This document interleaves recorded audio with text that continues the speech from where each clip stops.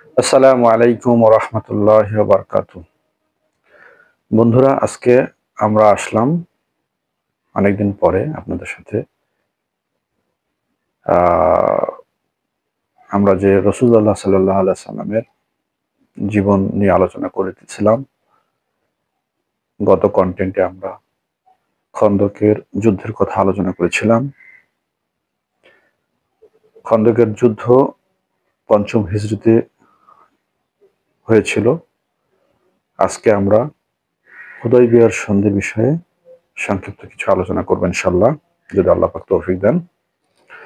আমরা শুরু করি। হুদায়বিয়ার সন্ধি ষষ্ঠ হিজরি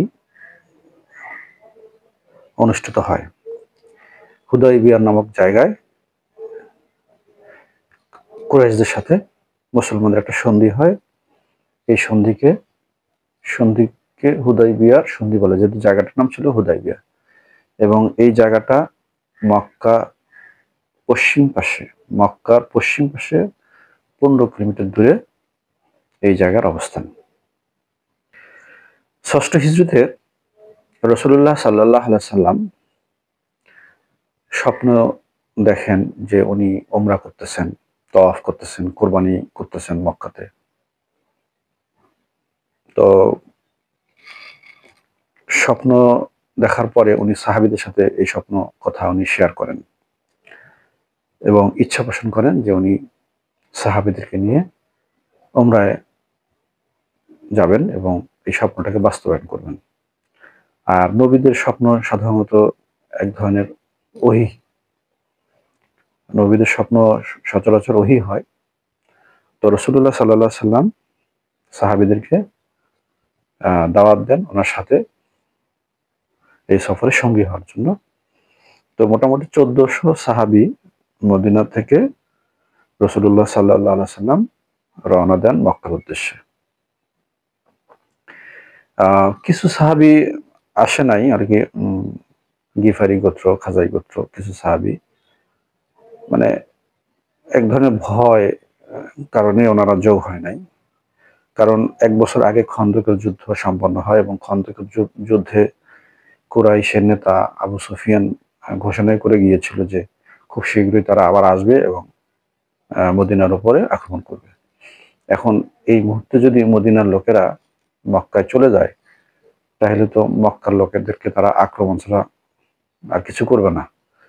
তো তারা ভেবে নিয়েছিল যে এরা যারা যারা রওনা দিচ্ছে তারা আর বেঁচে ফিরবে না। কারণ কুরাইশরা যেভাবে মানে যে প্রতিশোধ প্রবণ তাদের, কারণ এর আগের প্রত্যেকটা যুদ্ধে ওরা কোনো প্রকার কি বলবো ফায়দা পায় নাই। ফায়দা তো পায় নাই, বরং ওদের যেসব বড় বড় নেতা তাদেরকে তারা হারাইছে, কেউ বাবা হারাইছে, ছেলে হারাইছে।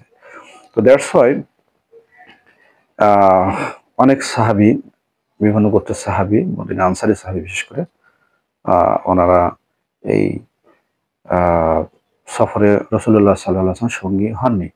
শুধু তাই নয়, ওনারা মদিনা থেকে গ্রামে চলে যান। কারণ তারা ভেবেছিল যে মক্কার কুরাইশরা এরা তো এনাদেরকে মারবেই, তারপরে মদিনাকে আসবে ধ্বংস করার জন্য। কারণ খন্দকের সময় তো ওরা আসছিল মদিনা দখল করার জন্য বা ধ্বংস করার জন্য। সেটা সম্পন্ন হয় নাই, হয়তো এবারকার এটা করতে পারবে। এই ধরনের মেন্টালিটি নিয়ে অনেকে কিন্তু মদিনা ছেড়ে গ্রামে চলে যান আর কি। তো যাই হোক, তো রাসূলুল্লাহ সাল্লাল্লাহু আলাইহি সাল্লাম এই 1400 সাহাবী ওনাদেরকে নিয়ে উনি উমরা নিয়তে রওনা দেন। তো উনি রওনা দেওয়ার পরে, অর্থাৎ পথিমধ্যে উনি একজন দূত পাঠান আর কি। খারাস ইবনে উমাইয়া খাজাই রাসূলুল্লাহ সাল্লাল্লাহু আলাইহি ওয়াসাল্লাম দূতকে পাঠিয়ে দেন যে একটু মক্কার পরিবেশ বা মক্কার লোকদের অবস্থা, মেন্টালিটি এটা একটু অবজারভেশনের জন্য উনি একজন দূত পাঠান। যে দূতকে রাসূলুল্লাহ সাল্লাল্লাহু আলাইহি ওয়াসাল্লাম একটা উটনী নিয়ে ওনাকে পাঠিয়ে দেন। তো উনি উটনী যোগে কুরাইশদের অবস্থা দেখতে যান এবং খুব দ্রুত দেখে উনি আবার ফিডব্যাক দেন যে কুরাইশরা বা মক্কার লোকদের মেন্টালিটিটা খুবই খারাপ। তারা অত্যন্ত প্রতিশোধ প্রবণ এবং আক্রমণাত্মক, এবং তারা বিভিন্ন জায়গায় বিভিন্ন ইয়াতে তারা যুদ্ধের জন্য প্রস্তুতি নিচ্ছেন এবং সংঘবদ্ধভাবে বিভিন্ন প্রকার সমাবেশ করতেছেন আমাদেরকে অর্থাৎ মুসলমানদেরকে মারা এবং প্রতিহত করার জন্য।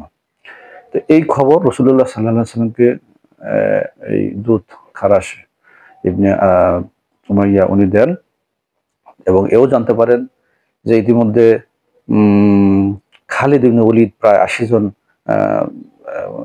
জন ঘোড়া বাহিনী নিয়ে তামিম নামক জায়গায় অপেক্ষমান, যে ওদিক দিয়ে ঢুকতে দেবে না।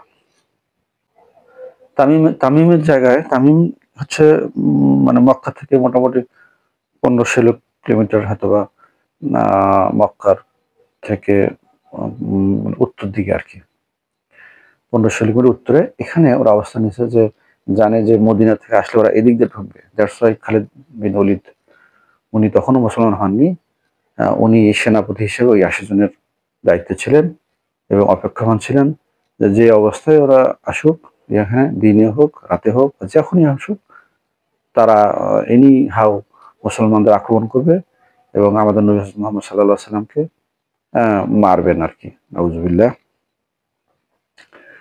তখন আল্লাহ রাসূল সাল্লাল্লাহু আলাইহি ওয়াসাল্লাম তামিমের দিক দিয়ে না ঢুকে উনি পশ্চিম দিকে চলে যান। পশ্চিম দিকে উনি অগ্রসর হয়ে ওই হুদাইবিয়ার যে জায়গা, এখানে উনি অবস্থান নেন। এবং এখানে এমন একটা অবস্থা হয়েছিল যে দেখা গেছে যে আমাদের উটগুলা চলতেছিল না। এই হুদাইবিয়ার স্থানে গিয়ে ওনাদের উট চলতেছিল না, মনে হচ্ছে যেন উটগুলো বসে যাচ্ছে। তো সাহাবীরা বলতেছে, কি ব্যাপার, আমাদের উটগুলো চলতেছে না কেন? সমস্ত উটগুলো মনে হয় এখানেই থেমে যেতে যাচ্ছে। তখন রাসূল সাল্লাল্লাহু আলাইহি ওয়াসাল্লাম বলতেছেন যে হইতে পারে আল্লাহ পাক আমাদেরকে এখানেই অবস্থান নিতে বলতেছেন। এবং এটা ওই ঘটনার মতনই মনে হচ্ছে যে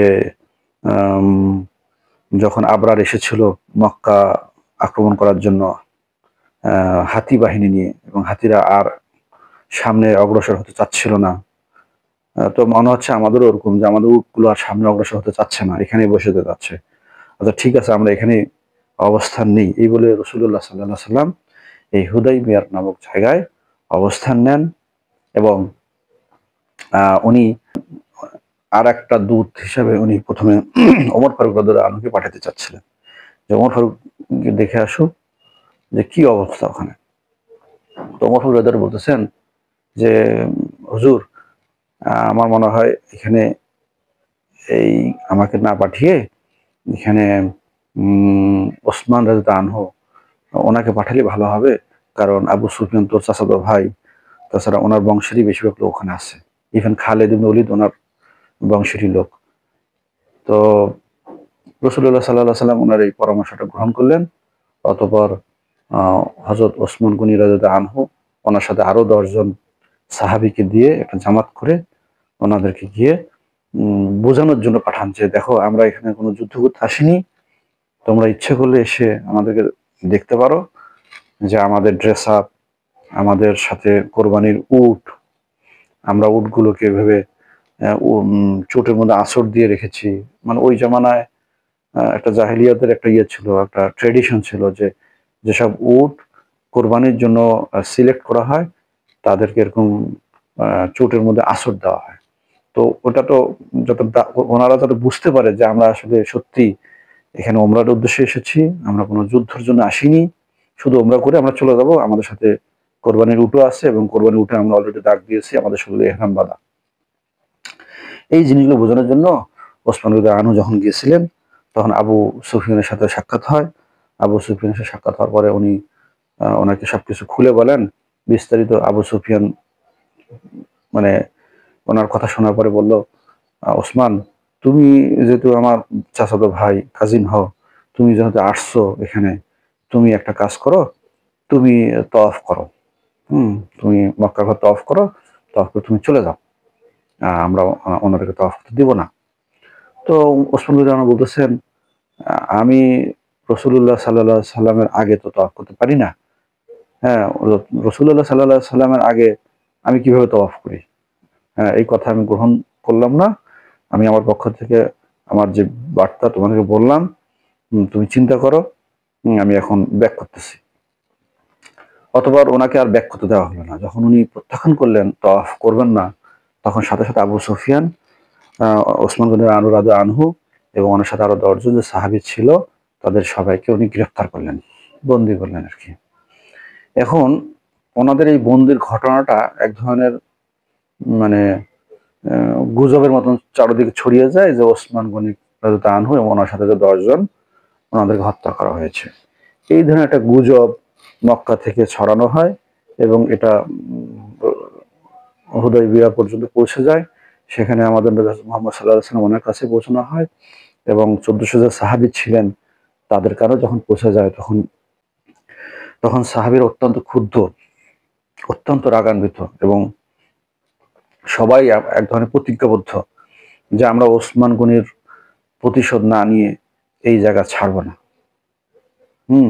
এইভাবে প্রতিজ্ঞাবদ্ধ হয়ে একটা বাবলা গাছের নিচে ওনারা সবাই একত্রিত হয়ে রাসূলুল্লাহ সাল্লাল্লাহু আলাইহি ওয়াসাল্লাম হাতের উপর হাত রেখে মানে একটা প্রতিজ্ঞা করেন, পণ করেন যে যে আমরা ওয়াদা দিতেছি যে আমরা এই জায়গা ছাড়বো না যতক্ষণ পর্যন্ত আমরা ওসমান গনি রাদিয়াল্লাহু আনহুর প্রতিশোধ না নিতে পারি। আমরা এর প্রতিশোধ নিব, আমরা যুদ্ধ করব। এইভাবে একটা রাসূলুল্লাহ সাল্লাল্লাহু আলাইহি ওয়াসাল্লামের হাতে হাত রেখে ওনারা একটা সন্ধি করেন। এক হাত রাসূলুল্লাহ সাল্লাল্লাহু আলাইহি ওয়াসাল্লামের নিচে ছিল আর আরেক হাত রাসূলুল্লাহ সাল্লাল্লাহু আলাইহি ওয়াসাল্লাম উনি এমনভাবে মানে দেন যেটা ওসমান গনি রাদিয়াল্লাহু আনহুর হাত, এই বলে সবাই হাত রেখে রাসূলের কাছে এসে প্রতিজ্ঞাবদ্ধ বা বায়াত হন আর কি। তো বায়াত হন। এখন এদিকে 80 জন যে কুরাইশ, খালিদ ইবনে ওলীদ ওখানে তামিম অপেক্ষমান, এই ঘটনা যখন মানে একটা একটা জেদ বা একটা মারাত্মক একটা অবস্থা তৈরি হলো সাহাবীদের মধ্যে, তখন মুহাম্মদ বিন মুসলিম আনসারী সাহাবী, উনি রাসূলুল্লাহ সাল্লাল্লাহু আলাইহি ওয়াসাল্লাম, উনি একজন দেহরক্ষী ছিলেন, অত্যন্ত চতুর, অত্যন্ত মানে বুদ্ধিমান একজন সাহাবী ছিলেন। উনি কৌশলে কিছু সাহাবীদেরকে নিয়ে এই তামিমের আশেপাশে ঘিরে এই খালিদ ইবনে ওলীদ এবং তার সাথে 80 জন সাহাবী 80 জন যে কাফের ছিল তাদের সবাইকে উনি মানে আটকে ফেলেন এবং এমনভাবে আটকে ফেলেন যে কেউ আর মুভ করতে পারছে না, মানে গ্রেফতার। এই 80 জনকে উনি গ্রেফতার করে রাসূলুল্লাহ সাল্লাল্লাহু আলাইহি ওয়াসাল্লামের সামনে নিয়ে আসেন। তাহলে ওখানে ওনাদেরকে 10 জনকে গ্রেফতার করছে কুরাইশরা, আর এখানে মুসলমানের কাছে কুরাইশদেরই 80 জন গ্রেফতার অর্থাৎ বন্দী। তো 10:80, অর্থাৎ রাসূলুল্লাহ সাল্লাল্লাহু আলাইহি ওয়াসাল্লাম বা মুসলমানদেরকে আল্লাহ কিভাবে সাহায্য করেন তার একটা উদাহরণ এখানে আমরা দেখতেছি। যে এখন কুরাইশদের কানে যখন গেল যে তারা 80 জন, খালিদ ইবনে ওলীদ সহ তারা 80 জনকে গ্রেফতার করে রাখছে, এই ওসমান গনি আনহুর বিষয়ে তারা পরিষ্কার জানতে চায়, যদি কিছু হয় এর প্রতিশোধ নিবে বা তারা যুদ্ধ করবে। আর কুরাইশরাও বুঝতেছে যে মুসলমানের সাথে সহজে পারা যায় না যুদ্ধে, কারণ এর আগে তাদের একটা খারাপ অভিজ্ঞতা আছে যে যতগুলো যুদ্ধ আমরা তাদের সাথে করেছিলাম প্রত্যেকটা যুদ্ধে বলা যায় তারাই জয়ী হয়েছে পরিপূর্ণভাবে, আমরা তো ওইভাবে পেরে উঠতে পারি নাই। দ্যাটস ওয়াই কুরাইশদের ভিতরে একটা ভয় ছিল ওদের সাথে যুদ্ধ শুরু করার আগে। এই জন্যে যখন এই ঘটনাটা চারিদিক ছড়াই গেল যে ওনাদের কাছে 80 জন কুরাইশ বা কাফের বাহিনী বন্দী, তখন আবু সুফিয়ান সবাইকে নিয়ে পরামর্শ করলো কি করা যায়, যুদ্ধ করব নাকি ওনাদের সাথে সংলাপ বা আলোচনা করব। এক পর্যায়ে তাদের ডিসিশন হয় যে আমরা আগে আলোচনা করি এই বিষয়ে, যুদ্ধটা আমরা এখন করব না, আলোচনা করব। দ্যাটস ওয়াই প্রথমে বেদাইল ইবনে ওরাকা, এক কাফের বা একজন কুরাইশকে ওনারা পাঠান হুদাইবিয়ার দিকে রাসূলুল্লাহ সাল্লাল্লাহু আলাইহি ওয়াসাল্লামের কাছে ওনাদের অবস্থা বোঝার জন্য। তো উনি গিয়ে দেখেন যে রাসূলুল্লাহ সাল্লাল্লাহু আলাইহি ওয়াসাল্লাম এবং ওনার সাহাবী প্লাস ওনাদের যে কুরবানির উট সবাইকে উনি পর্যবেক্ষণ করলেন, বুঝতে পারলেন যে এরা আসলে যুদ্ধ করতে আসে নাই, এনারা তো সবাই এহরাম পরা, কোরবানির উট রেডি। তো উনি যেটা দেখলেন সত্য সেটাই কুরাইশদের মাঝে বললেন যে আমি যেটা দেখলাম যে ওনারা আসলে যুদ্ধ করতে আসেনি, ওনারা সত্যি উমরা করতে এসেছেন, আমার মনে হয় ওনাদেরকে উমরা করার সুযোগ দেওয়া উচিত। উনি ওনার পরামর্শ বা ওনার খেয়াল উনি যখন কুরাইশদের মাঝে বললো, কুরাইশদের কাছে ওনার কথা ভালো লাগলো না। ভালো না লাগার কারণে দ্বিতীয় উনি মানে কুরাইশরা আরেকজন আরেকজন কাফেরকে পাঠান, যার নাম হচ্ছে ওরা ইবনে মাসুদ। এই ওরা ইবনে মাসুদ ইনি এক ধরনের বড় নেতা আর কি, তায়েফেরও নেতা, মক্কারও নেতা ওরা ইবনে মাসুদ। তো এ যখন গেল, এ গিয়ে রাসূলুল্লাহ সাল্লাল্লাহু আলাইহি ওয়াসাল্লামের সাথে মানে এক ধরনের অশালীন এবং বেয়াদবি সুলভ আচরণ শুরু করলো, এবং এমন ভাবে মানে কথা বলতেছিল, তার আঙ্গুলগুলো এমন ভাবে উঠতেছিল যে মনে হচ্ছে যেন রাসূলুল্লাহ সাল্লাল্লাহু আলাইহি ওয়াসাল্লামের দাড়ি মুবারকে আঙ্গুলগুলো আর কি টাচ খাচ্ছে। হ্যাঁ, এমন ভাবে আঙ্গুল তুলে তুলে সে বেয়াদবি সুলভ কথা বলতেছিল। তখন এক আনসারী সাহাবী আহ তলোয়ারের বাট দিয়ে ওনার আঙ্গুলকে নামিয়ে দিচ্ছিল আর কি, ভালো ব্যবহার করার জন্য, সুন্দর কথা বলার জন্য, বেয়াদবি না করার জন্য। তো যাই হোক, সেখানে আর কোনো চিল্লাচিল্লি ছাড়া আর কিছুই হলো না। ওরা ইবনে মাসুদ বেয়াদবি এবং চিল্লাচিল্লি করেই এটা শেষ করে দিল। সে ব্যাক করলো এবং ব্যাক করার পরে মানে কোনো প্রকার ডিসিশন হলো না। ফলে কুরাইশরা আরেকজন পাঠালো, যার নাম ছিল হালিস ইবনে আলকামা। এই ব্যক্তিও একই অবস্থা, ওই বেদাইল ইবনে ওরাকা যে মতবাদ বা যে বললো যে ওনারা যে সত্যি ওমরা করতে এসেছে, ইনিও একই কথাই বললো। এনার কথাও ওই কুরাইশদের পছন্দ হয়নি। তো চতুর্থবার কুরাইশরা সোহাইল ইবনে আমর ওনাকে পাঠাইলো। এই সোহাইল ইনি আবু জেহেলের ছেলে আর কি, সোহাইল। তো ইনি এসে প্রত্যক্ষ করলো, প্রত্যক্ষ করার পর উনি বুঝতে পারলেন যে এনারা আসলে যে ওমরা করতে এসেছে, কিন্তু তারপরও রাসূলুল্লাহ সাল্লাল্লাহু আলাইহি ওয়াসাল্লামের সাথে বিভিন্ন প্রকার আলোচনা এক পর্যায়ে ওনার একটা সিদ্ধান্ত উপনীত হয় যে ওনারা একটা সন্ধি করবেন আজকে, এবং ওই সন্ধি করার জন্য একটা ড্রাফট কপি উনি লিখতে বললেন। দুইজনের আলোচনা সাপেক্ষে এইভাবে ড্রাফট কপিটা লেখা হয়। এই ড্রাফট কপিটা লেখার দায়িত্ব পড়েছিল হযরত আলী রাদিয়াল্লাহু আনহু। উনি প্রথমে এই লেখেন আর কি এইভাবে যে বিসমিল্লাহির রহমানির রহিম, আমাদের হযরত মুহাম্মদ সাল্লাল্লাহু আলাইহি ওয়াসাল্লাম এবং সোহাইল ইবনে আমরের উপস্থিতিতে নিম্নলিখিত পয়েন্টগুলো এখানে উল্লেখ করা হইতেছে যে 10 বছর কোনো যুদ্ধ হবে না মুসলমান এবং কুরাইশের মধ্যে। আগামী 10 বছর এনারা আর কোনো প্রকার যুদ্ধে লিপ্ত হবে না, এরকম একটা পয়েন্ট লিখলেন প্রথমে। এবং আগামী বছরে ওনারা ওমরা করতে পারবেন, এই বছরে ওনারা পারবেন না।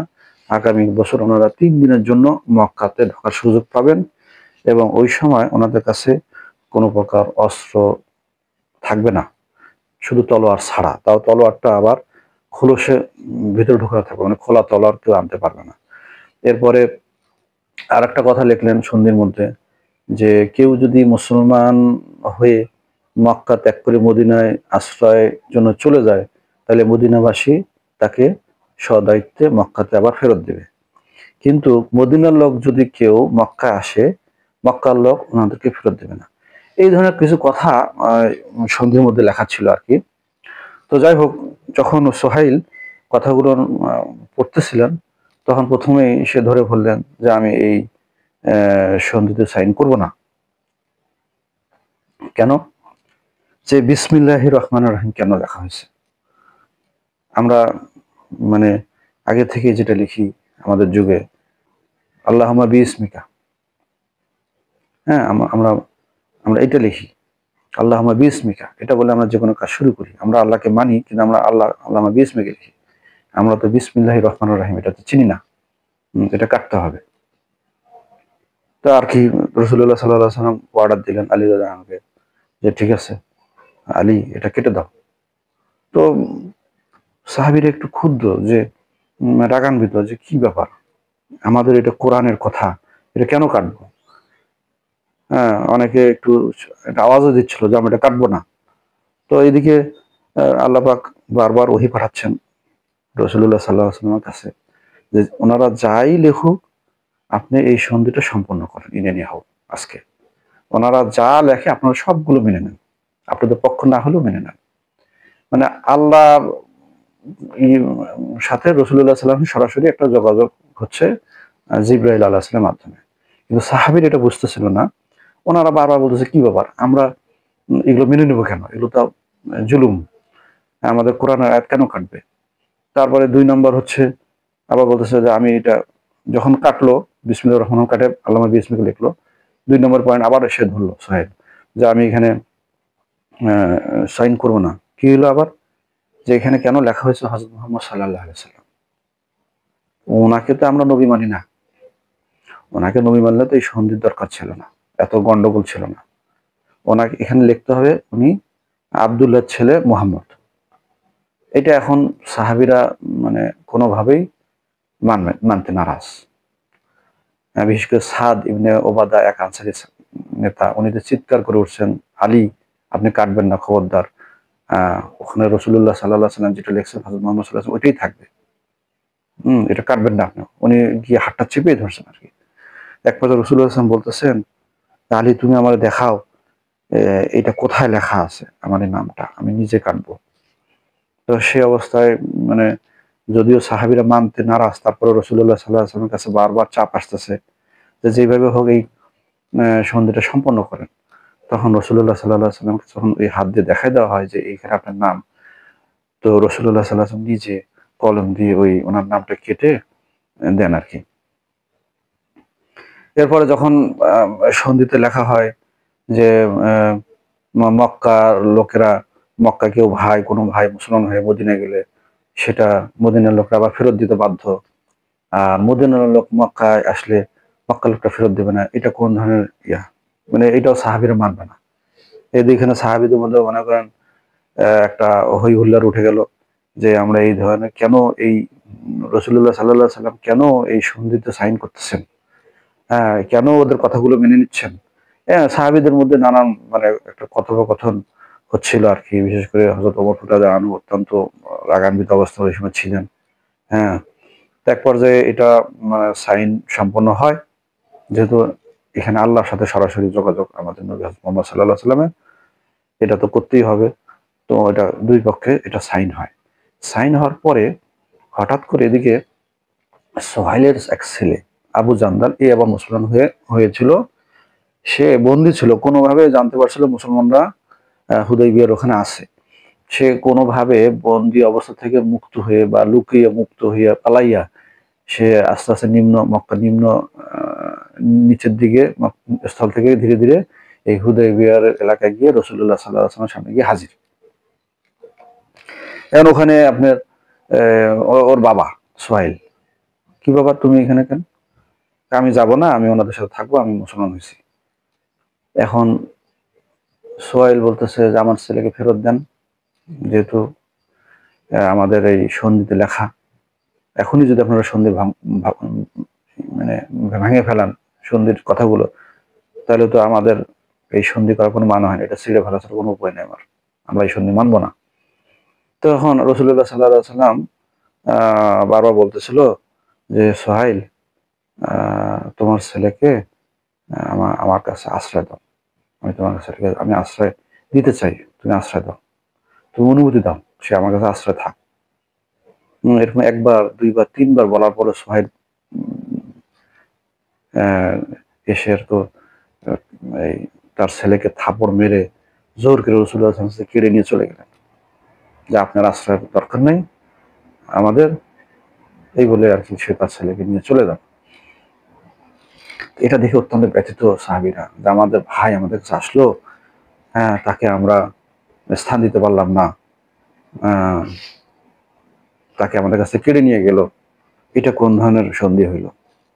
আরো ক্ষুব্ধ সাহাবীরা, এদিকে ওমর রাদিয়াল্লাহু আনহু খোলা তলোয়ার সামনে মানে হাতে এনে এই আবু জান্দালের সামনে আসছেন, সোহেলের সামনে আসেন, এসে বলতেছে যে এদের রক্ত, আবু জান্দাল তুমি চিন্তা করিও না, এই যে এদের রক্ত, কুকুরের রক্ত হচ্ছে খারাপ, তুমি যাও, পরে আমরা এটা করবো। আসলে তার ওনার উদ্দেশ্য ছিল যে আবু জান্দাল ওই সময় তো অত্যন্ত রাগ, তাকে যখন নিয়ে যাওয়া হচ্ছে, ওই সময় এই রাগের বশে যদি ওমর ফারুকের কাছ থেকে হাত থেকে তলোয়ারটা কেড়ে নিয়ে যদি এক কোপে সোহাইলকে হত্যা করে, এটা মানে মনে মনে ওনার একটা নিয়ত ছিল ওরকম, এই জন্য উনি খোলা তলোয়ারটা সামনে হাতে রেখে এই কথা উনি বলতে গেছিলেন আর কি। তো যাই হোক, এই অবস্থায় সন্ধি সম্পন্ন হইল। হ্যাঁ, কিন্তু সাহাবীর অত্যন্ত ক্ষুব্ধ। এদিকে ওমর ফারুক রাসূলুল্লাহ সাল্লাল্লাহু আলাইহি ওয়াসাল্লাম বললেন, হুজুর আপনি কি আমাদের সত্যি নবী? রাসূলুল্লাহ বললেন, হ্যাঁ আমি তোমাদের সত্যি নবী। তাহলে এটা কি বলা নাই যে আমাদের মধ্যে থেকে যে কেউ এদের সাথে যুদ্ধ করে শহীদ হবে সে জান্নাতে যাবে, আর কাফেররা যদি কতল হয় সেটা তারা জাহান্নামে যাবে? এটা সত্য না? হ্যাঁ এটা সত্য। তাহলে আমরা কেন এই সন্ধি মানলাম? আমরা এই সন্ধিটা মেনে নিলাম? আমরা কেন তাদের সাথে যুদ্ধ করলাম না? তো রাসূলুল্লাহ সাল্লাল্লাহু আলাইহি ওয়াসাল্লাম বারবার যখন মানে ওমর ফারুক বারবার রাগ করে এই কথা বলতেছিলেন, তো রাসূলুল্লাহ এক পর্যায়ে চুপ হয়েছিলেন আর কি। দেন ওমর ফারুক মানে কথা একটু আওয়াজ দিয়ে বলতে বলতে মানে সরে গেলেন। সরে গিয়ে আবু বকর আনহুর কাছে গেলেন। হযরত আবু বকর আনহুর কাছে গিয়ে যখন এই কথাগুলো উনি বলতেছিলেন, রিপিট করতেছিলেন, তখন হযরত আবু বকর রাদিয়াল্লাহু আনহু ওমর রাদিয়াল্লাহু আনহুকে উপদেশ দিলেন, ওমর তুমি রাসূলুল্লাহ সাল্লাল্লাহু আলাইহি ওয়াসাল্লাম খুঁটিকে শক্ত করে ধরো, নিশ্চয়ই এখানে কোনো হিকমত আছে। তুমি এখন শান্ত হও, ধৈর্য ধরো, আর ওনার খুঁটিকে তুমি শক্ত করে ধরো। অতঃপর ওমর ফারুক আনহু কিছুটা শান্ত হলো আর কি। কিছুদূর যাওয়ার পরে রাসূলুল্লাহ সাল্লাল্লাহু আলাইহি ওয়াসাল্লাম সবাইকে অর্ডার দিলেন যে তোমরা তোমাদের মাথা মুন্ডন করে ফেলাও, ইহরাম ভেঙে ফেলাও, আর কোরবানি পশু যেগুলো আছে কোরবানি দিয়ে দাও। মানে সবাই চুপ করে বসে আছে, কেউ আর মানে রাসূলুল্লাহ সাল্লাল্লাহু আলাইহি ওয়াসাল্লাম যে একটা কথা বলছেন ওরা শুনে না শোনা ভান করতেছে। এটা রাসূলুল্লাহ খেয়াল করলেন যে কি ব্যাপার, আমার কথা তো কেউ শুনতেছে না।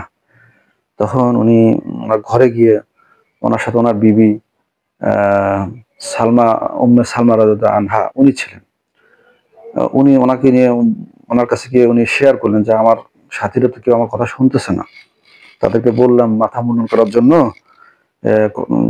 হেরাম ভাঙার জন্য, সবাই দেখে চুপচাপ বসে আছে, কেউ শুনতেছে না। তো উম্মে সালমা রাদিয়াল্লাহু আনহা উনি বললেন, আপনি আপনার কাজ করে ফেলান, ওনারা দেখবেন ঠিকই করবে। আপনি নিজে মাথা মুন্ডন করে ফেলান, যে আছে আপনার দায়িত্বে চুল কাটা তাকে ডাক দেন। হ্যাঁ, আপনি এহরাম নিজে ভাঙেন, এরপরে আপনি কোরবানি করেন, ওরা এমনি করবে। তখন রাসূলুল্লাহ সাল্লাল্লাহু আলাইহি ওয়াসাল্লাম ওনার স্ত্রীর এই কথা শুনে নিজেই ওই চুল কাটার লোককে ডেকে নিজেই মাথা মুন্ডন করলেন, এহরাম ভাঙলেন এবং কোরবানি করলেন। তো সাহাবীরা এটা দেখে অনেক সাহাবী আর কি ওনারাও সাথে সাথে মাথা মুন্ডন করলেন, এহরাম ভাঙলেন। কিছু সাহাবী চুলগুলো একটু ছোট করছেন, মানে পুরো মুন্ডন করেনি, ছোট করছেন। হ্যাঁ, তো এই অবস্থা ওখানে হইল। অতঃপর কিছুদূর যাওয়ার পরে রাসূলুল্লাহ সাল্লাল্লাহু আলাইহি ওয়াসাল্লাম পরে ওহী নাজিল হওয়া শুরু হইল আর কি। এই ওহীর মধ্যে কোরআনের সূরা ফাতহা, এই সূরা ফাতহা পুরা সূরাটা ওই সময় ওনার উপর নাজিল হয়। এবং এটা যে একটা বিজয়, এই সন্ধি যে একটা বিজয়, এই সূরা ফাতহার মধ্যে আল্লাহ পাক উল্লেখ করেন। অতঃপর এই অবস্থায় যখন ওনার উপর যখন ওহী নাজিল হয়, তখন সাহাবীরা বুঝতে পারেন ওনার উপর ওহী নাজিল হয়, ওনারা বুঝতে পারেন ওনার অবস্থা দেখলে। উনি লাল হয়ে যান, শরীর কাঁপে ওনার, একটা অন্যরকম অবস্থা হয় ওনার আর কি, খুব খারাপ একটা অবস্থা হয়। তখন ওনারা বুঝতেছিলেন যে নিশ্চয়ই ওহী নাজিল হচ্ছে। আর ওমর ফারুক রাদিয়াল্লাহু আনহু তো খুব ভয়ে আছেন যে আমি তো যে বেয়াদবি করছি, না জানি আমার বিপক্ষে কোনো কিছু আল্লাহ নাজিল করে কিনা, আমি কি দোষী হব কিনা, বা আমার কি ঈমান আছে কিনা। নানান উনি একটা ভয়ে রাসূলুল্লাহ সাল্লাল্লাহু আলাইহি ওয়াসাল্লামের কাছেও যাচ্ছেন না, এমন একটা অবস্থাপনা সৃষ্টি হয়েছে আর কি। তো আজকে এই পর্যন্তই থাক। আমরা আমরা নেক্সটে আরেকটা খণ্ডতে আমরা পরের এই যে হুদায়বিয়ার সন্ধি যে পরের যে ঘটনাটা, এটা আমরা বলে শেষ করব, কারণ কন্টেন্টটা অনেক বড় হয়ে যাচ্ছে। আজকে এই পর্যন্তই বন্ধুরা। পরের পর্বে আমরা শেষ করে ফেলবো হুদায়বিয়ার সন্ধির ঘটনাটা। তো আপনারা সবাই ভালো থাকবেন, সুস্থ থাকবেন। আল্লাহ হাফেজ। আসসালামু আলাইকুম ওয়া রাহমাতুল্লাহ।